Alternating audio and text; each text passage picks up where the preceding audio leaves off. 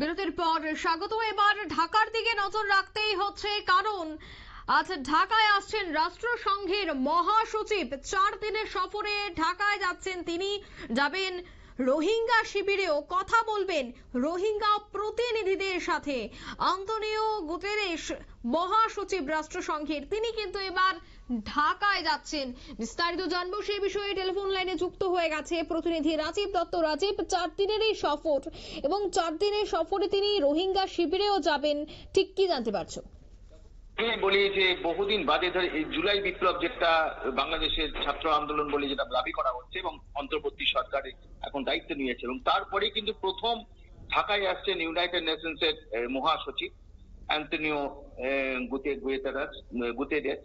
তো তিনি আসবেন, তিনি এসে 4 দিন তিনি থাকবেন, এবং তার মূল ভিজিটটা কিন্তু কারণটা হচ্ছে যে বাংলাদেশের বিরুদ্ধে, বাংলাদেশের অন্তর্বর্তী সরকারের বিরুদ্ধে বহু অভিযোগ রয়েছে, এবং জানো যে সেখানে সংখ্যালঘুদের উপর অত্যাচার চলছে, এবং বাংলাদেশের আইন শৃঙ্খলা রোধে কিছু নেই। বারবার রাষ্ট্রসংঘের মানবাধিকার যে যিনি চিফ আছেন, প্রধান আছেন, তিনি বাংলাদেশের অন্তর্বর্তী সরকার ইউনুসকে বার্তা পাঠিয়েছেন যে সংখ্যালঘুদের নিরাপত্তা সুনিশ্চিত করতে হবে।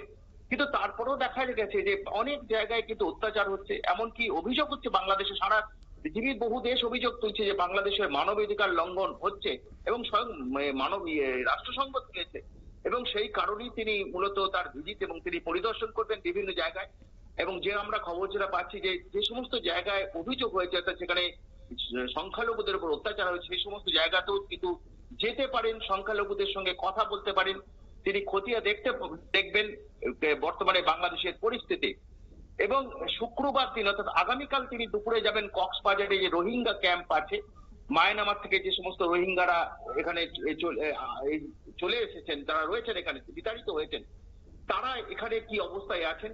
এবং এই মায়ানমার যেন এই শরণার্থীরা, তাদের জন্য রাষ্ট্রসংঘ বিশেষ ব্যবস্থাও করেছে, এবং তাদের বাংলাদেশ প্রশাসন তাদের সঙ্গে কাজ করছে, এবং তাদের সঙ্গে তাদের কি অবস্থা সেই সমস্ত নিজের স্বচক্ষে দেখবেন।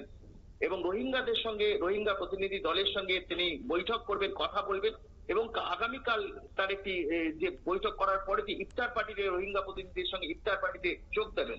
অর্থাৎ সার্বিক পরিস্থিতি দেখার পাশাপাশি বাংলাদেশের সার্বিক পরিস্থিতি, আইন শৃঙ্খলার পরিস্থিতি, এবং ইউনিসের সরকারে মিটিং করবেন। অর্থাৎ ইউনিস যখন আগামীকাল যখন তিনি কক্সবাজারে যাবেন, তখন মোহাম্মদ ইউনুসও ওনার সঙ্গে যাবেন। তো ইউনিসের সঙ্গে এই সমস্ত বিষয় নিয়ে বৈঠক করবেন, এবং সেই সঙ্গে বিভিন্ন সংখ্যালঘু প্রতিনিধি, তাদের সঙ্গেও বৈঠক করবেন, তাদের কাছেও শুনবেন কি অবস্থা বাংলাদেশে। এবং সরকারিভাবে আরো অনেক বৈঠক হবে, এবং 4 দিনের মোট 4 দিনের তিনি সফর।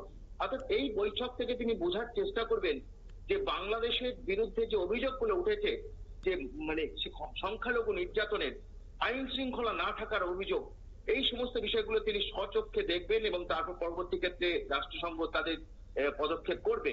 এবং সেই সঙ্গে মায়ানমার থেকে আসা যে রোহিঙ্গা শরণার্থী, তাদের বিষয়েও খুঁটিনাটি তিনি খোঁজ খবর নেবেন, এবং তারপরেই তিনি সমস্ত নিয়ে রাষ্ট্রসংঘে নিয়ে মানে আলোচনা হবে, পরবর্তী পদক্ষেপ নেওয়া হবে যে কিভাবে বাংলাদেশের এই বিষয়গুলোকে নিয়ে বাংলাদেশকে কিভাবে আরো সংযত করা যায়, যাতে বাংলাদেশকে সংখ্যালঘুদের উপর আর যারা অত্যাচার না হয়, এবং রোহিঙ্গাদের বিষয়টাও মানে যথেষ্ট ভাবার। এবং কারণ বারবার তিনি এটাও বলছেন যে মায়ানমারের সঙ্গে তিনি চাইছেন যে রাখাইন প্রদেশে ফিরে যান মায়ানমাররা, রোহিঙ্গারা, কিন্তু সেখানেও পরিস্থিতি খারাপ।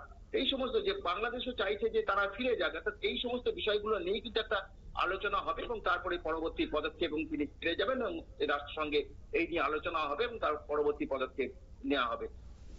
অঙ্কিতা, ধন্যবাদ।